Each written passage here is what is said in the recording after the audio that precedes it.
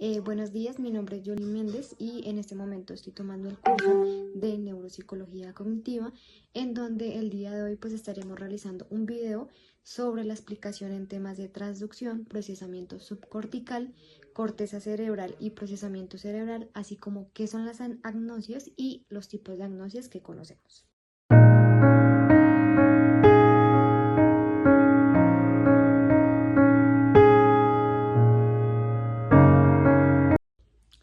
Quise titular este video Percepción, cómo nuestro cerebro interpreta el mundo, justamente partiendo de la pregunta de cómo nuestro cerebro interpreta lo que vemos, escuchamos o sentimos.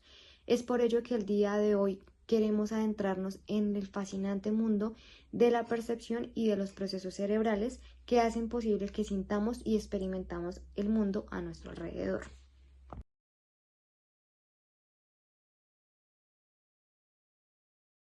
Es importante para entender este funcionamiento el preguntarnos cuáles son los procesos involucrados en la percepción.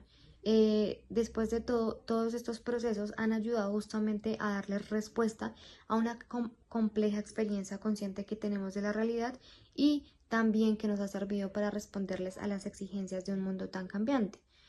Goldstein afirma que existen 4 etapas del procesamiento perceptual, las cuales denominó como el estímulo, la electricidad, la experiencia y la acción.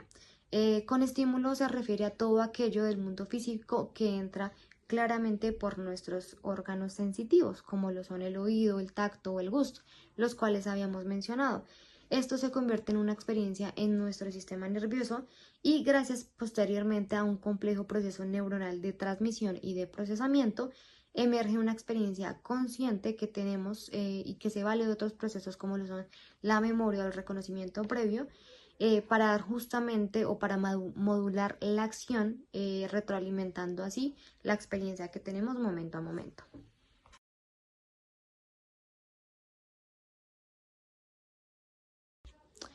Para continuar entendiendo cómo se hacen posibles estos procesos de transmisión de la información, hemos de hablar de 2 tipos de interacción y de la unidad estructural y funcional del sistema nervioso. Aquí estaremos hablando precisamente de la neurona. Las neuronas son aquellas células que se encuentran especializadas que reciben y procesan y transmiten información con gran precisión y con gran especificidad. Esto permite así la comunicación entre diferentes circuitos o sistemas y pues por ello mismo estas neuronas han de disponer de propiedades tanto químicas como eléctricas que estén determinadas para poder dar respuesta a esos procesamientos. Para poder seguir entendiendo este procesamiento perceptual es importante entender que existe un sistema preneural que recoge, filtra y amplía la energía del entorno para que pueda interactuar de esta forma con las células receptoras sensoriales y que una vez que se ha dado este estímulo sensorial y se ha podido interactuar con estas células, se genere ese cambio eléctrico que permita una modificación de la tasa de disparo de las neuronas sensoriales o pues la frecuencia que tiene el impulso nervioso, codificando así la información sensorial y pues transmitiéndola a las diferentes zonas del sistema nervioso central para que sean allí procesadas e integradas e interpretadas y pues posteriormente se pueda evocar una conducta o una respuesta ante dicho estímulo.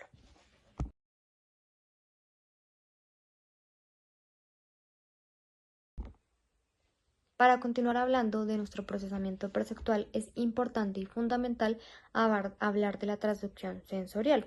Este es un proceso de transformación de los diversos tipos de energía en impulsos nerviosos que se llevan a cabo por los receptores sensoriales y que serían los encargados de llevar la información al sistema nervioso central.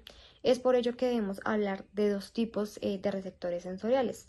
El primero a tener en cuenta son las células no neuronales especializadas, las cuales pueden ser como las células de botones gustativos, las células ciliadas del aparato vestibular, o entre otras, y también hablamos por otro lado de las neuronas sensoriales, que son aquellas justamente encargadas de los receptores olfatorios, de los receptores cutáneos, de los propios receptores o de los interoreceptores.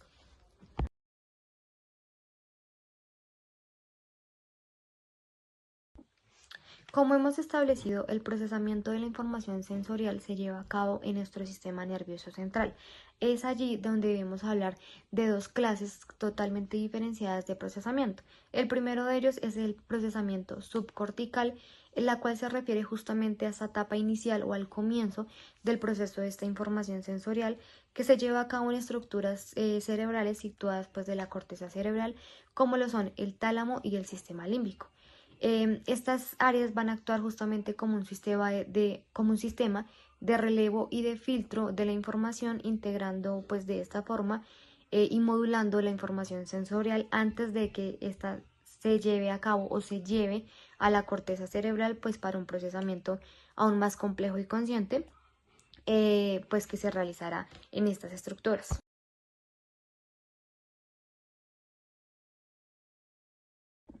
Como establecimos anteriormente, por tanto, el tálamo es la estructura fundamental del procesamiento subcortical, ya que va a ser en donde se va a procesar toda esta información sensorial, con excepción del sistema olfatorio.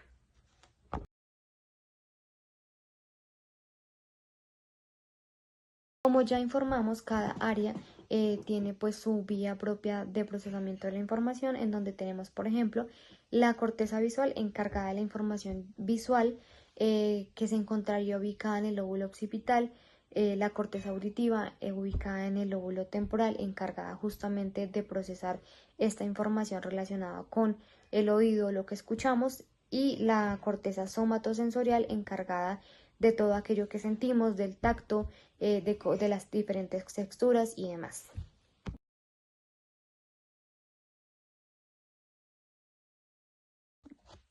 Para nuestra segunda parte del video hablaremos sobre las agnoxias y el tipo de agnoxias que existen. Para ello comenzaremos explicando que pues, las agnoxias son un tipo de alteración en la capacidad de reconocer un estímulo que previamente había sido aprendido y que pues muchas veces es consecuencia de una lesión cerebral o una disfunción cerebral. Siempre tenemos que tener en cuenta que las agnoxias deben ser en ausencia de una alteración cognitiva global o pues que no pueda ser explicada por otro tipo de afectación.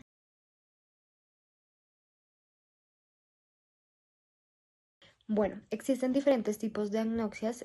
Justamente en este video trataremos de explicar lo que son las agnoxias visuales, auditivas, táctiles, olfatorias y espaciales. Bueno, comenzaremos entonces hablando de lo que son las agnoxias visuales. Las agnoxias visuales están definidas justamente como la incapacidad para identificar un objeto pues mediante la visión. Hemos de aclarar aquí que esto debe ser en ausencia de problemáticas visuales o en ausencia de problemáticas de inteligencia significativos.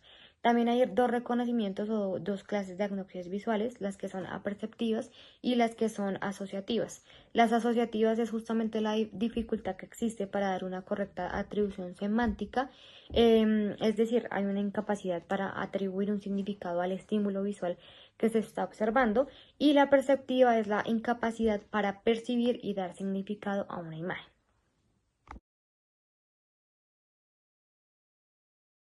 Para continuar hablando sobre las agnoxias visuales, vamos a hablar de dos subtipos, en donde pues brindaremos ejemplos también para tener una mayor profundización de cómo funcionan estas.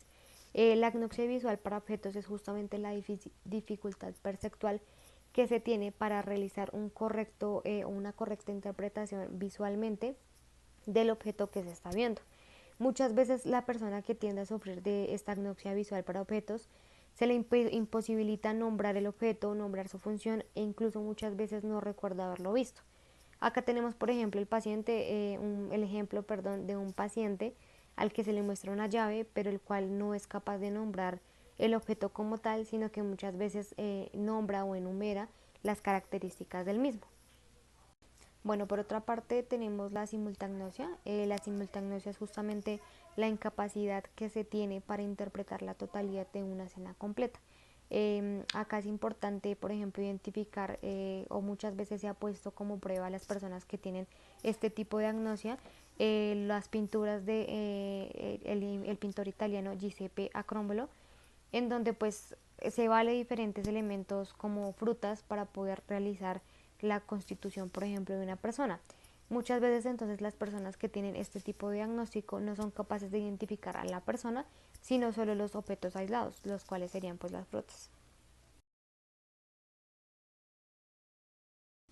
Bueno, para pasar a otro tipo de agnosia, vamos a hablar de las agnosias auditivas, en donde se dan justamente por lesiones que existen en el lóbulo temporal. Aquí existen deficiencias justamente en la codificación o en la interpretación de los estímulos auditivos, pues lo que nos puede llevar a este tipo de diagnóstico. Como tal, pues es justamente esa dificultad para reconocer el significado de los estímulos auditivos no verbales. Para finalizar y de manera muy corta, hablaremos de lo que son las agnosias olfatorias, en donde existe una pérdida al reconocimiento de los olores. Estas muchas veces están vinculadas con rinitis, con procesos como tumores y demás.